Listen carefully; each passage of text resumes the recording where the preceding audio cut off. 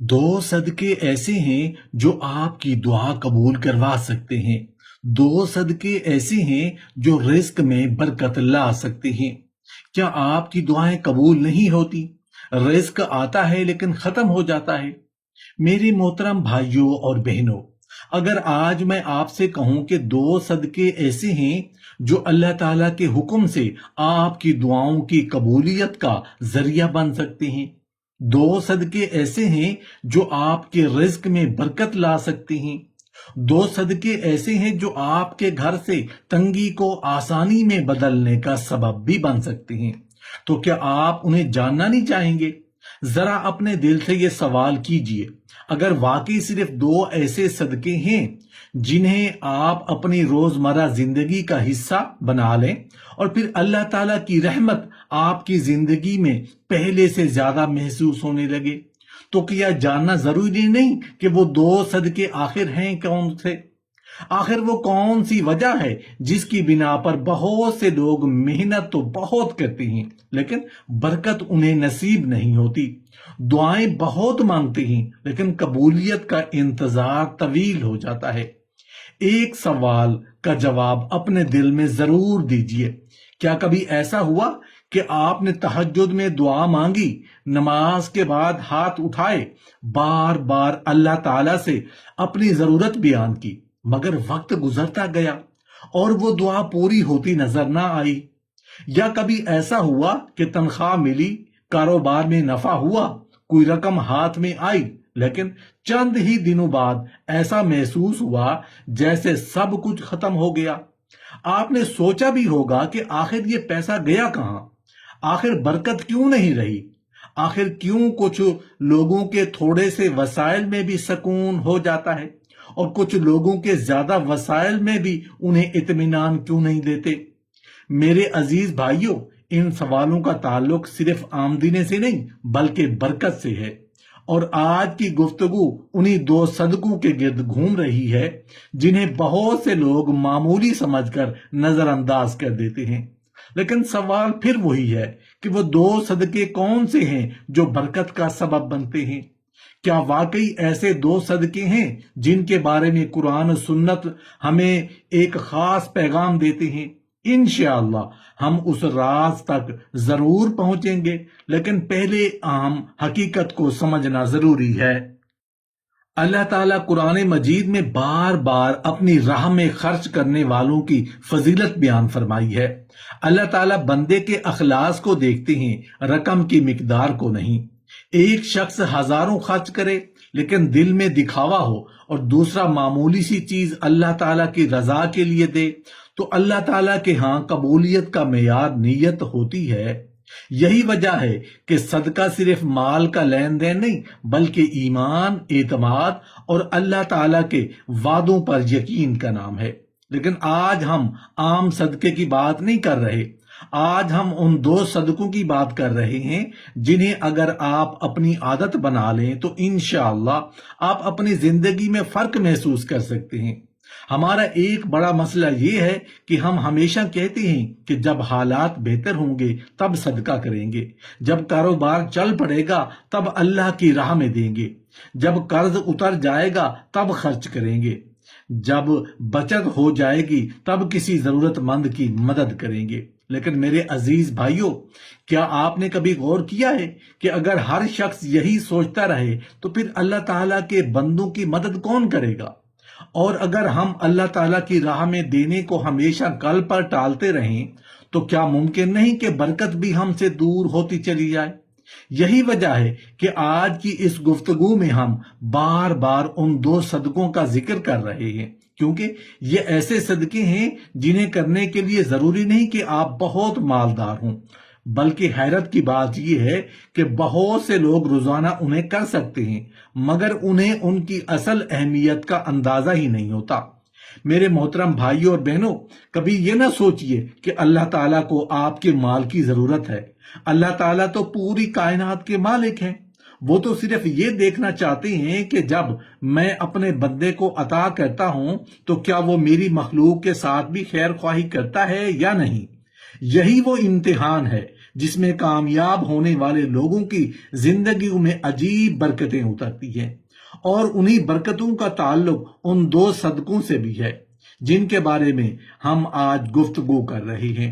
شاید آپ اس وقت یہی سوچ رہے ہوں کہ آخر وہ دو صدقے کون سے ہیں۔ یقین کیجئے، اگر آپ آخر تک ہمارے ساتھ رہیں گے تو آپ محسوس کریں گے کہ یہ دو صدقے صرف عبادت نہیں بلکہ زندگی بدلنے والی عادت بن سکتے ہیں۔ ایک اور سوال اپنے دل سے ضرور کیجئے، اگر واقعی آپ کو یقین ہو جائے کہ صرف دو آسان صدقے ایسے ہیں جنہیں معمول بنا کر آپ اللہ تعالیٰ کی رضا حاصل کر سکتے ہیں، دعاؤں کی قبولیت کی امید بڑھا سکتے ہیں اور رزق میں برکت کے اسباب اختیار کر سکتے ہیں، تو کیا آپ انہیں اپنی زندگی کا حصہ نہیں بنائیں گے؟ شاید آپ کہیں ضرور بنائیں گے، لیکن پہلے یہ تو معلوم ہو کہ وہ دو صدقے ہیں کون سے۔ میرے عزیز بھائیوں اور بہنوں، اب یہاں ایک بات بہت غور سے سنیے گا۔ اگر اللہ تعالیٰ خود اپنے بندے سے یہ وعدہ کرے کہ تم میری راہ میں دو، میں تمہیں اس سے کہیں زیادہ عطا کروں گا، تو کیا اس سے بڑی خوشخبری کوئی ہو سکتی ہے؟ افسوس یہ ہے کہ ہم میں سے اکثر لوگ اللہ تعالیٰ کے وعدے پر یقین تو رکھتے ہیں، مگر جب عمل کا وقت آتا ہے تو دل میں ایک خوف پیدا ہو جاتا ہے۔ ہم سوچتے ہیں کہ اگر آج دے دیا تو کل میرے پاس کیا بچے گا؟ اگر میں نے اپنے رزق میں سے کچھ نکال دیا تو کہیں میری اپنی ضرورتیں پوری نہ ہو سکیں۔ یہی وہ سوچ ہے جو انسان کو برکت سے دور کر دیتی ہے، کیونکہ برکت صرف جمع کرنے سے نہیں آتی بلکہ اللہ تعالیٰ پر بھروسہ کرنے سے آتی ہے۔ اور اسی لیے میں آج بار بار آپ کو ان دو صدقوں کی طرف متوجہ کر رہا ہوں، کیونکہ یہ دو صدقے صرف خرچ کرنے کا نام نہیں بلکہ اللہ تعالیٰ پر کامل یقین کا اعلان ہے۔ قرآن مجید میں اللہ تعالیٰ ارشاد فرماتے ہیں کہ جو لوگ اللہ کی راہ میں اپنا مال خرچ کرتے ہیں ان کی مثال اس دانے کی سی ہے جس سے 7 بالیاں نکلیں اور ہر بالی میں 100 دانے ہوں، اور اللہ تعالیٰ جس کے لیے چاہیں اس سے بھی زیادہ بڑھا دیتے ہیں۔ ذرا اس مثال پر غور کیجئے۔ ایک دانہ زمین میں ڈالا جاتا ہے لیکن واپس ایک دانہ نہیں آتا بلکہ سینکڑوں دانے لوٹتے ہیں۔ یہی اللہ تعالیٰ کا قانون ہے۔ بندہ ایک قدم بڑھاتا ہے، اللہ تعالیٰ اپنی رحمت کے بے شمار دروازے کھول دیتے ہیں۔ لیکن سوال پھر بھی باقی ہے، اگر ہر صدقہ باعث خیر ہے تو پھر آج ہم بار بار انہی دو صدقوں کا ذکر کیوں کر رہے ہیں؟ اس کی وجہ یہ ہے کہ ان دو صدقوں میں ایک ایسی آسانی، ایک ایسی وسعت اور ایک ایسی رحمت پوشیدہ ہے کہ امیر بھی انہیں کر سکتا ہے اور غریب بھی۔ میرے بھائیوں، ذرا اپنے بزرگوں کی زندگیوں کو یاد کیجئے۔ ان کے پاس نہ بڑی بڑی تنخواہیں تھیں، نہ جدید کاروبار تھے، نہ آسائشوں کی وہ دنیا تھی جو آج ہمارے پاس ہے، لیکن اس کے باوجود ان کے گھروں میں عجیب سکون تھا۔ مہمان آتے تو دسترخوان تنگ نہیں ہوتا تھا، بیماری آتی تو اللہ تعالیٰ شفا کا راستہ پیدا فرما دیتے تھے، مشکل آتی تو کوئی نہ کوئی آسانی ضرور پیدا ہو جاتی تھی۔ کیا یہ صرف اتفاق تھا؟ نہیں، بلکہ ان کی زندگیوں میں کچھ ایسی عادتیں تھیں جنہوں نے اللہ تعالیٰ کی رحمت کو ان کے گھروں کا مہمان بنا دیا تھا۔ انہی عادتوں میں وہ دو صدقے بھی شامل تھے جن کے بارے میں آج ہم گفتگو کر رہے ہیں۔ لیکن ابھی ذرا صبر کیجئے، کیونکہ ان دو صدقوں کو سمجھنے سے پہلے ہمیں ان کے اثرات کو سمجھنا ہوگا۔ ہمارے نبی کریم صلی اللہ علیہ وآلہ وسلم نے فرمایا کہ صدقہ مال کو کم نہیں کرتا۔ یہ وہ حدیث ہے جسے ہم سب نے کئی مرتبہ سنا ہے، لیکن شاید اس پر اس یقین کے ساتھ عمل نہیں کیا جس یقین کا تقاضا ہے۔ ہم ظاہری آنکھ سے دیکھتے ہیں کہ جیب سے کچھ رقم نکل گئی، لیکن اللہ تعالیٰ وہ راستے دیکھتے ہیں جہاں سے اس سے کہیں زیادہ واپس عطا فرماتے ہیں۔ کبھی بیماری سے حفاظت کی صورت میں، کبھی اچانک آنے والی آسانی کی صورت میں، کبھی بچوں کے نصیب میں خیر کی صورت میں، اور کبھی ایسے رزق کی صورت میں جس کا انسان نے گمان بھی نہیں کیا ہوتا۔ یہی برکت ہے اور یہی وہ نعمت ہے جسے حاصل کرنے کے لیے ہمیں ان دو صدقوں کو اپنی زندگی کا حصہ بنانا ہوگا۔ آپ نے شاید محسوس کیا ہوگا کہ بعض لوگ معمولی آمدنی کے باوجود ہمیشہ مطمئن رہتے ہیں، جبکہ کچھ لوگ لاکھوں کما کر بھی پریشان رہتے ہیں۔ اس فرق کو صرف حساب کی زبان میں نہیں سمجھا جا سکتا، یہ فرق اللہ تعالیٰ کی عطا کی ہوئی برکت کا فرق ہے۔ برکت وہ ہے جو تھوڑے کو کافی بنا دیتی ہے، بے برکتی وہ ہے جو زیادہ کو بھی ناکافی بنا دیتی ہے۔ اس لیے اگر آج آپ اللہ تعالیٰ سے صرف زیادہ رزق نہیں بلکہ بابرکت رزق مانگتے ہیں تو پھر آپ ان دو صدقوں کو جاننا آپ کے لیے بہت ضروری ہے، کیونکہ یہی ہماری آج کی گفتگو کا اصل موضوع ہے۔ میرے محترم بھائیوں اور بہنوں، ایک لمحے کے لیے تصور کیجئے آپ کے دروازے پر ایک ضرورت مند کھڑا ہے۔ وہ شاید کچھ مانگ نہیں رہا، لیکن اس کی حالت خود اس کی ضرورت بیان کر رہی ہے۔ یا آپ کسی ایسے شخص کو دیکھتے ہیں جو گرمی کی شدت میں تھکا ہوا ہے، لیکن آپ خاموشی سے گزر جاتے ہیں۔ آپ ذرا یہ بھی سوچئے کہ اگر اسی لمحے آپ اللہ تعالیٰ کی رضا کے لیے ایک چھوٹا سا قدم اٹھا لیتے تو شاید وہی قدم آسمانوں میں آپ کے نامہ اعمال کا رخ بدل دیتا۔ یہی وجہ ہے کہ آج ہم بار بار ان دو صدقوں کا ذکر کر رہے ہیں، کیونکہ ان کا تعلق صرف کسی ایک انسان کی مدد سے نہیں بلکہ اللہ تعالیٰ کی رضا حاصل کرنے سے ہے۔ اور یہاں ایک بات ہمیشہ یاد رکھیے، شیطان انسان کو سب سے پہلے جس چیز سے روکتا ہے وہ اللہ تعالیٰ کی راہ میں خرچ کرنا ہے۔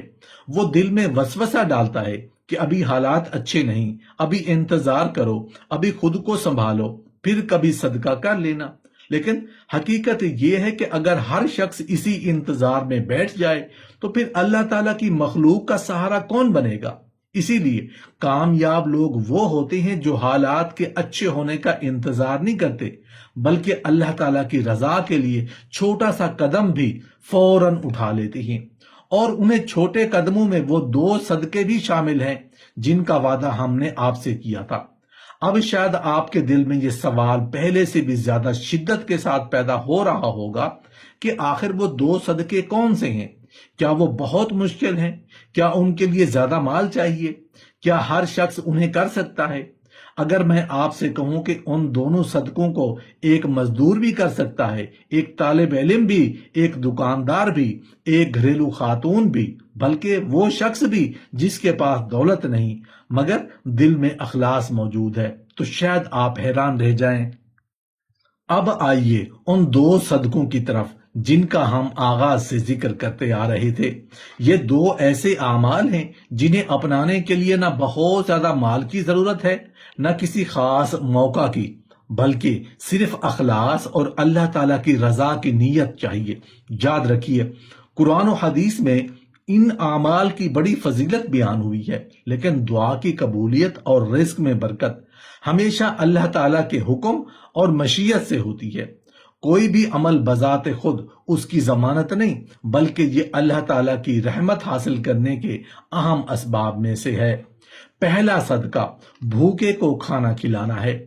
میرے محترم بھائیوں اور بہنوں، اسلام نے جن اعمال کو انسانیت کی خدمت اور اللہ تعالیٰ کی رضا کا ذریعہ قرار دیا ہے ان میں بھوکے کو کھانا کھلانا ایک عظیم عمل ہے۔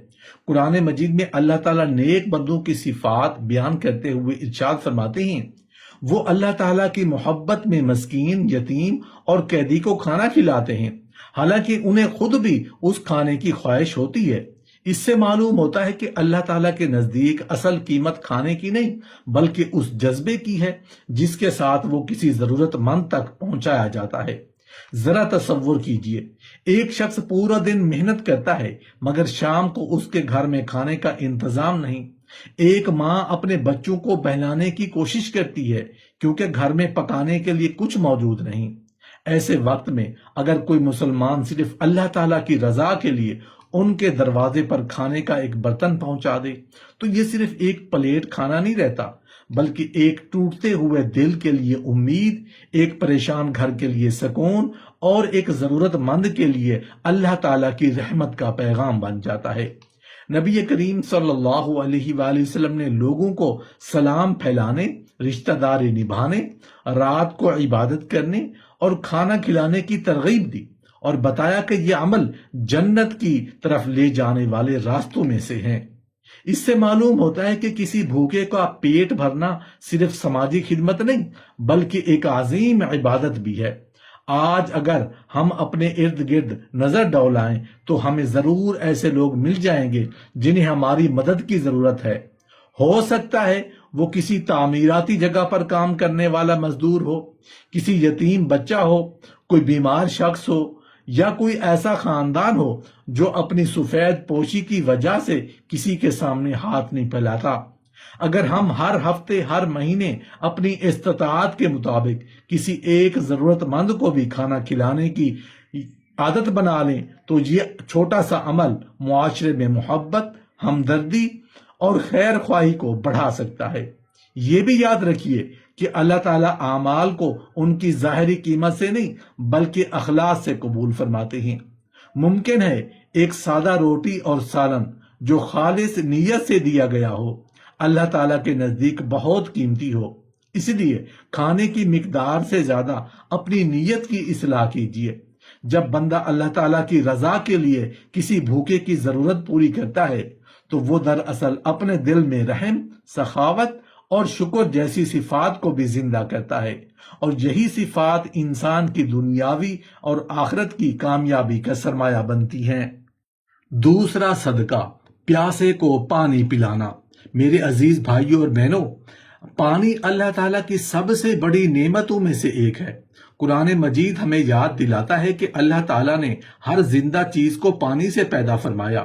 اسی لیے کسی پیاسے کو پانی پلانا محض ایک خدمت نہیں بلکہ زندگی کی بنیادی ضرورت پوری کرنے کا عمل ہے، اور اسلام نے اس عمل کی بہت ترغیب دی ہے۔ احادیث مبارکہ میں ایک مشہور واقعہ بیان ہوا ہے کہ ایک شخص نے ایک بہت پیاسے کتے کو پانی پلایا تو اللہ تعالیٰ نے اس کے اس عمل کو پسند فرمایا اور اسے اجر عطا فرمایا۔ اس روایت سے علماء نے یہ سبق بیان کیا ہے کہ اللہ تعالیٰ اپنی مخلوق پر رحم کرنے والوں سے محبت فرماتے ہیں۔ جب ایک جانور پر رحم کرنے کا اتنا بڑا اجر ہو سکتا ہے تو ایک انسان کی پیاس بجھانے کی فضیلت کا اندازہ خود لگایا جا سکتا ہے۔ گرمی کے دنوں میں ذرا سوچئے، ایک مزدور دھوپ میں کام کر رہا ہے، ایک مسافر سفر سے تھکا ہوا ہے، یا کوئی بزرگ شخص راستے میں پیاس محسوس کر رہا ہے۔ اگر آپ انہیں ٹھنڈا پانی پیش کر دیں تو شاید یہ آپ کے لیے چند لمحوں کا کام ہو، لیکن اس شخص کے لیے یہ ایک بڑی نعمت بن جائے۔ اسلام ہمیں یہی سکھاتا ہے کہ نیکی کے مواقع کو معمولی نہ سمجھیے۔